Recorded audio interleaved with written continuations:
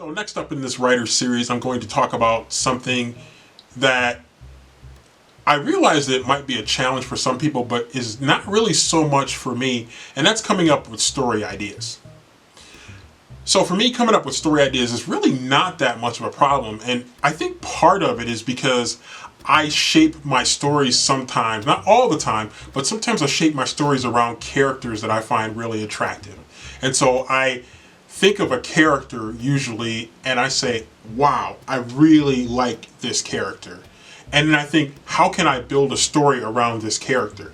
Now, for some people, it's probably the opposite. You think of the story and you're like, oh man, I got this really great concept for a story. Now I need to find the characters that I can plug into different parts of the story to make the story come to life. So for me, again, it's the opposite. I think of cool characters and I think, man, I like the way this character is. I think of how this character would react to certain situations, and then I find the situations to put that character in, weave the story together, and that's usually how I come up with my story ideas. It almost always starts with a particular character.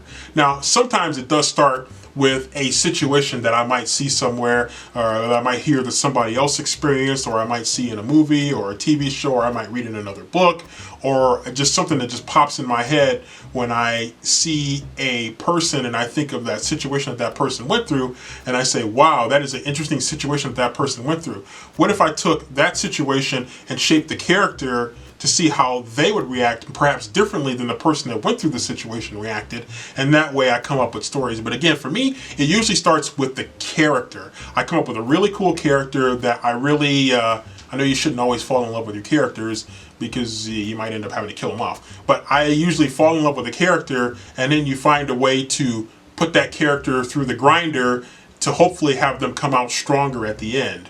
And so those are the things that I really work on in terms of coming up with story ideas, starting with the character and then shape the story around the character and then let it flow from there.